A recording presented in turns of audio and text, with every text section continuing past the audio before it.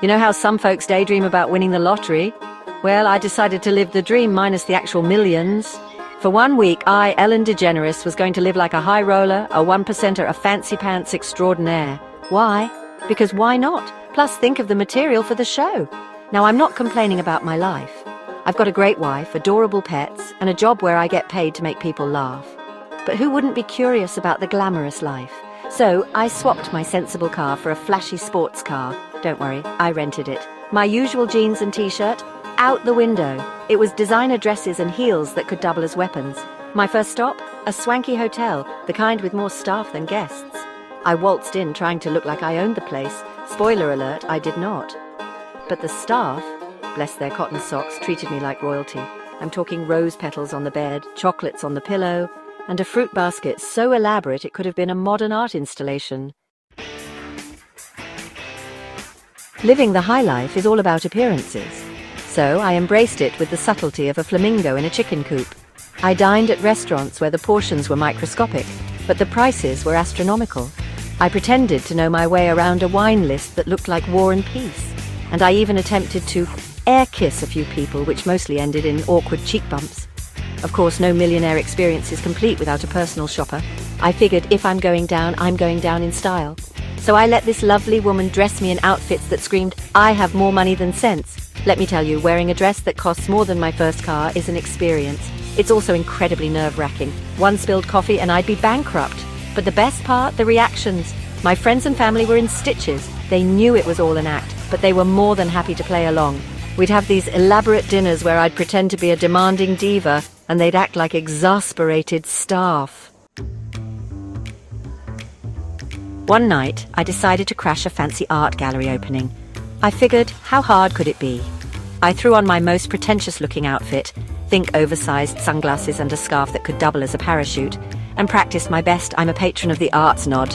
I even managed to bluff my way through a conversation about a painting that looked suspiciously like a toddler had attacked a canvas with a paint roller.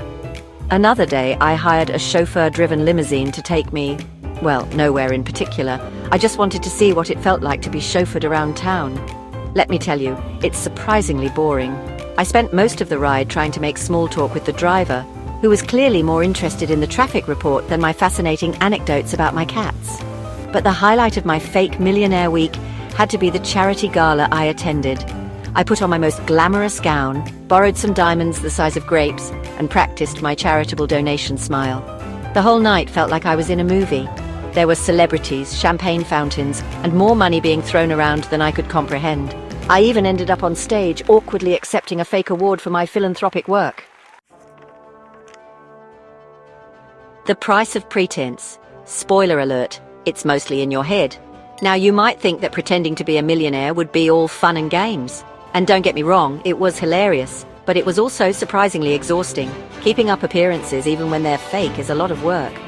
By the end of the week, I was ready to trade in my designer shoes for my comfy slippers and my caviar for a good old-fashioned burger.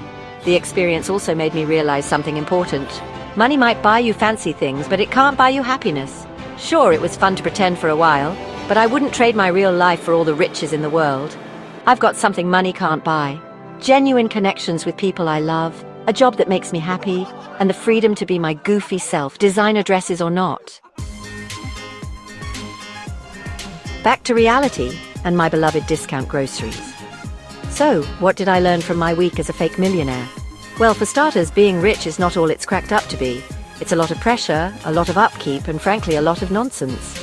I also learned that happiness comes from within, from appreciating the simple things in life, like a good laugh, a warm hug, and a perfectly brewed cup of coffee. And the most important lesson of all? Always be yourself, even if you can't afford to be someone else. Because at the end of the day, it's the real you that people love, not the fancy clothes, the expensive cars, or the fake $1,000,000 smile. And with that, I'm off to enjoy a nice, affordable bowl of cereal. See you all next time.